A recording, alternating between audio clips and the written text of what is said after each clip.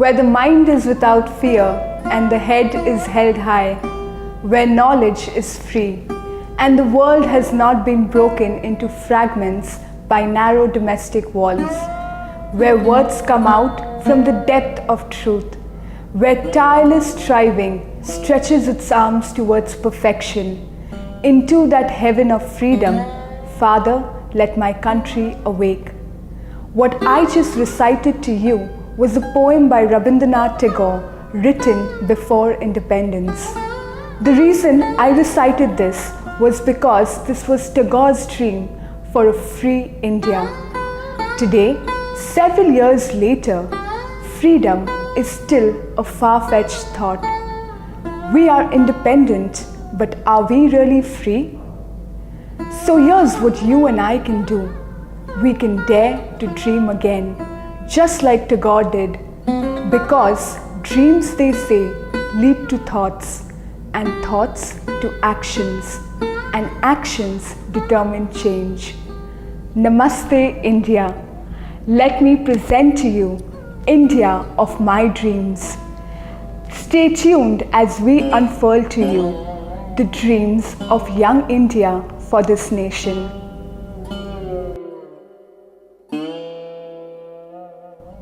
Whether we know it or not, we have been affected by stories and plot. Rhythm and rhymes, we reminisce the good times. With photos that capture memory, the arts have become our heartbeat. We have been directly or indirectly have been influenced by the entertainment industry. Whether we flick phones, switch screens or change channels, we are the result of a generation with media overstimulation. And we wonder why ADHD is on the rise faster than 4G LTE. We have reduced our conversations to chats, which have been reduced to snaps, which tell stories of how we want to be seen. Watch my day, see me slay, white skin fair, but not dark. Like maybe dark on the inside because of the sites we watch late nights and we cover up with makeup in the daytime. We have bought whatever movies, reality show, serials sells because we love our life. Oh, how we love our life. We love our likes, our comments, that our common interest being we like being liked. The arts, the entertainment and the media has sold us this one idea that our wants are more important than our needs. I dream of an India where our identity is not shaped by the media, where we are not exaggerated versions of someone else's cinema.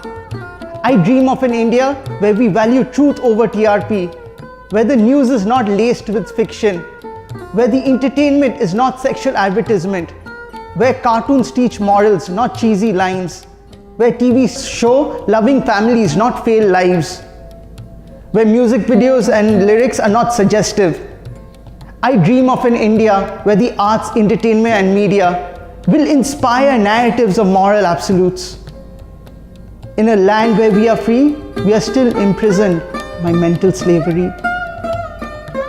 I dream of an India where your identity and my identity is not shaped by the trends of today, but by the God of timeless tomorrow.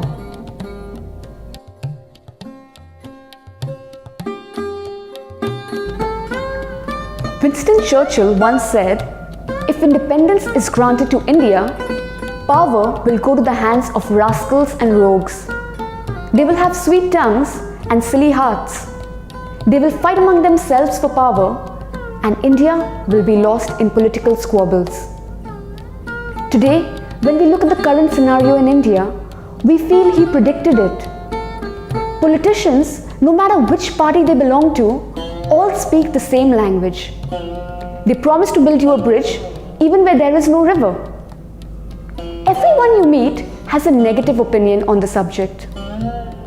But how about thinking positive? What about we looking at the brighter side?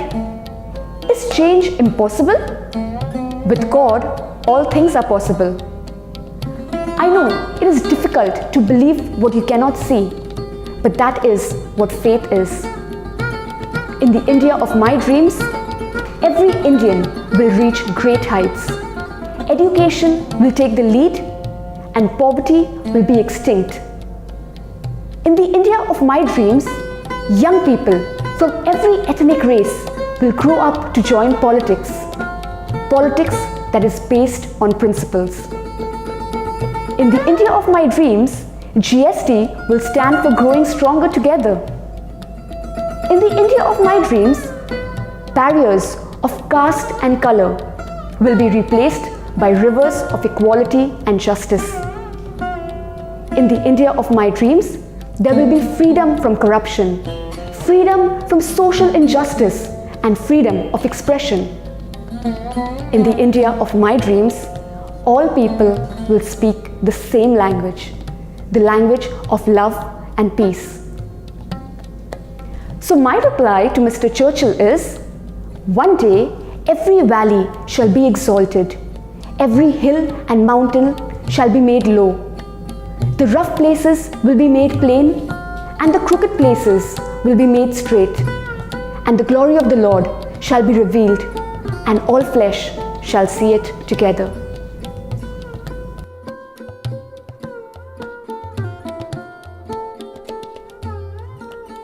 I dream of an India where developed countries like the US, Britain, France, Germany, Russia compete to import our goods and services. Our research and development initiatives are collaborated with, and they import our technological know-how. I dream of an India where our government promotes small industries located in villages and towns with the same benefits and perks as it extends to mega corporate giants. The India of my dreams would be one where our pharmaceutical sector and medical care is not a business to earn profits, but is of international standards and yet affordable for third world countries. I dream of a business climate in India that works to take up more corporate social responsibility initiatives that generate employment for differently abled people and also for acid attack victims, creating much more just workplaces.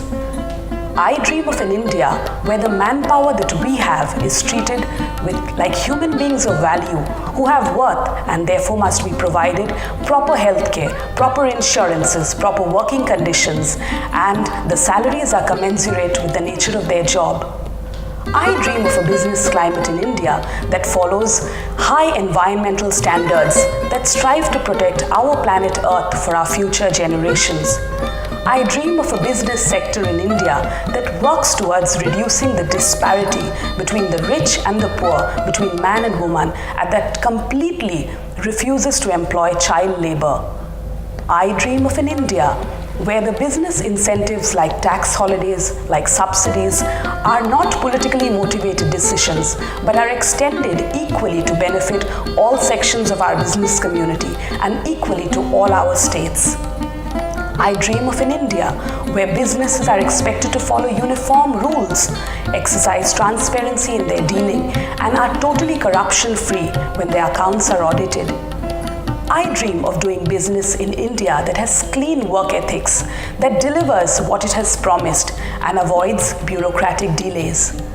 I dream of a business environment in India that does not invest so much on defense procurements and nuclear weapons technology, but invests in education, in social welfare, and law and order.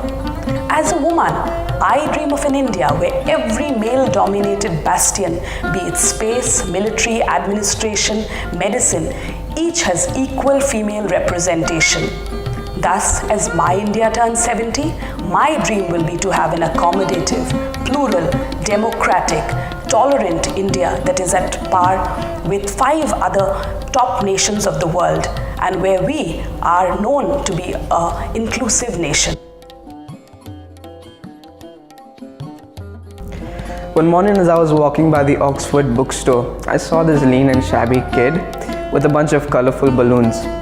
He came up to me, probably thinking I had money. His clothes were torn and wore out, and he was barefoot. I could tell that his legs were paining because it was swollen. It seemed like someone carved his feet with a knife. I noticed that he must have been just about my age. In spite of me ignoring him, the boy continued to follow me, asking me to buy at least one balloon from the bunch he was holding. Well, I actually didn't need a balloon, but later that night, I thought of the boy and I regretted not having bought his balloon. He may have walked on the streets selling balloons to earn a living and fulfill his dreams, do many young boys and girls in our nation get to fulfill their dreams? That incident challenged me to dream. Dream big for every boy and girl in India.